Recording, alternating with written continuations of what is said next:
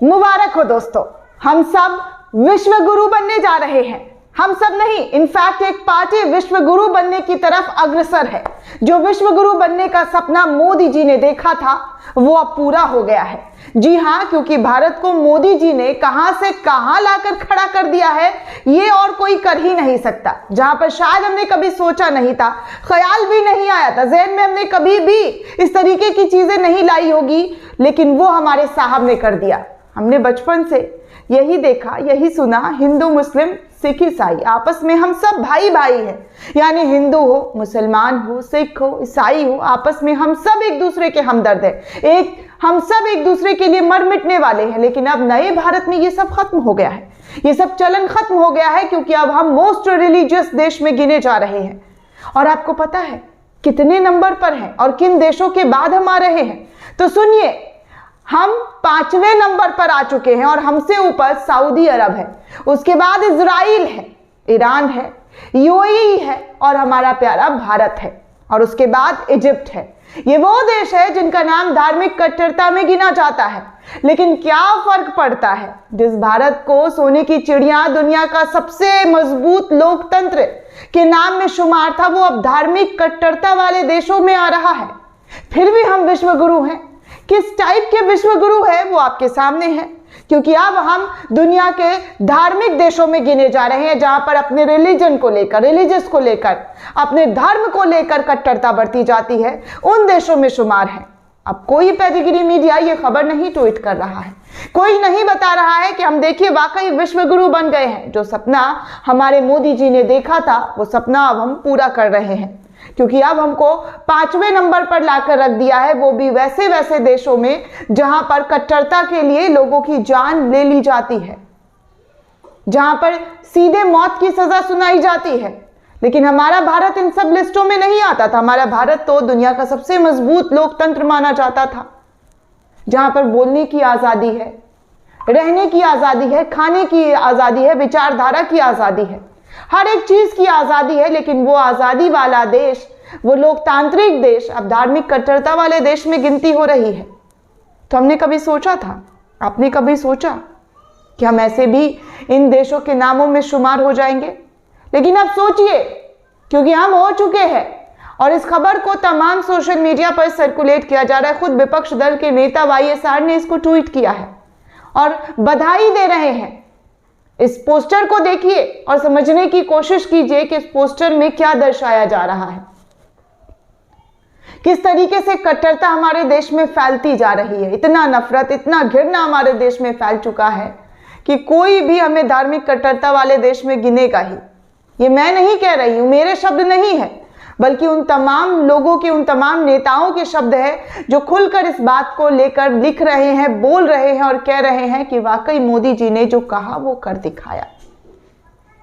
कोई वादा पूरा हुआ ना हो, लेकिन सबका साथ, सबका विकास, सबका विश्वास और सबका प्रयास वाला नारा जो है वो यहां पर बिल्कुल सटीक बैठता है। दोस्तों सोचिए कि हम कहां से कहां पहुंच आए हैं।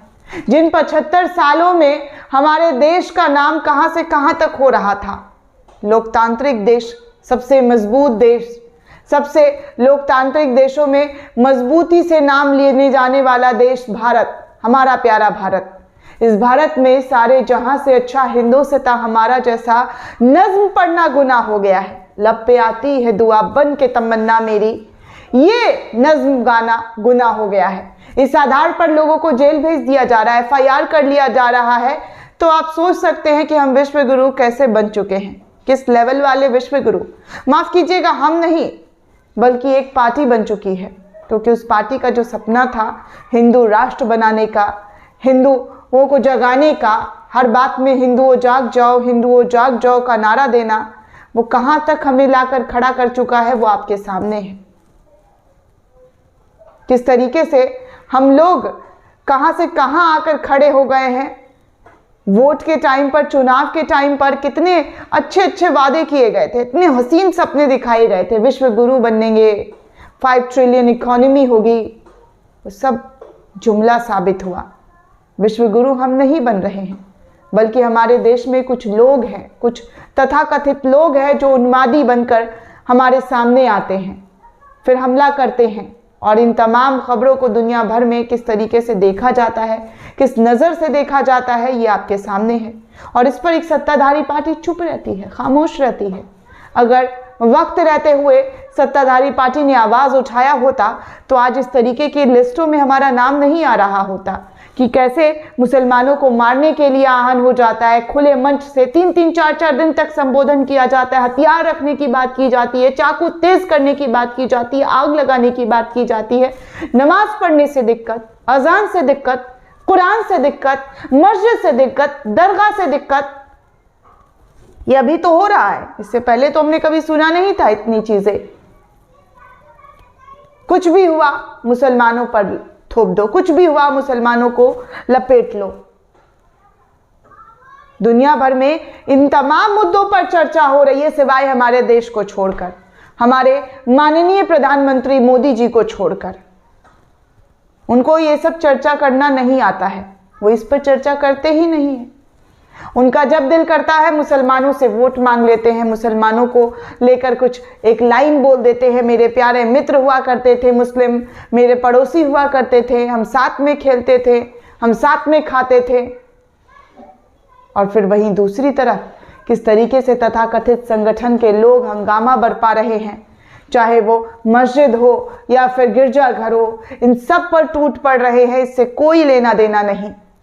देश का नाम कहां से कहां जा रहा है इससे कोई फर्क नहीं पड़ता। क्यों फर्क पड़ता है? अगर कोई बता देगा, अगर कोई सवाल पूछ लेगा, अगर इनसे कोई पूछ ले कि आप इस तरीके की चीजों पर चुप्पी क्यों साधते हैं, तो वो कहते हैं टुकड़े टुकड़े गैंग है, साजिश कर रहे हैं हमारे खिलाफ, विपक्ष की साजिश है। अब तो आंखें खोलिए, अब तो देखिए कि हमारा देश कहां से कहां आ रहा है, हम कहां से कहां आ रहे हैं, हम कहां से कहां पहुंच चुके हैं। जिस देश को हिंदू मुस्लिम सिख ईसाई आपस में भाई भाई कहकर जाना जाता था, आज उसको कट्टरता के नामों पर, धार्मिक कट्टरता, धार्मिक देशों के नाम पर, जहां पर हमेशा उन्माद फसाद होते रहता है, उन देशों में शुमार है। तो सोचने वाली बात है कि वाकई हम विश्व गुरु बन गए हैं दोस्तों। इनफैक्ट दोस्तों, प्रधानमंत्री मोदी जी को मेडल मिलना चाहिए कि उन्होंने जो कहा वो कर दिखाया। उनका सपना सच हो रहा है, साकार हो रहा है। उनका जो तथाकथित लोग हैं, जो नेता विवादित बयान दे रहे थे, वो बयान कैसे सुर्खियां बटोर रहा है, इस रिपोर्ट से अंदाजा लगा सकते हैं। दोस्तों, इस पूरे रिपोर्ट को लेकर आप क्या सोचते हैं, आपकी क्या राय है, हमें कमेंट सेक्शन में जरूर बताइएगा। साथ ही साथ नेशन 360 को ज़्यादा से ज़्यादा लाइक, शेयर और सब्सक्राइब करना बिल्कुल भी ना भूलें।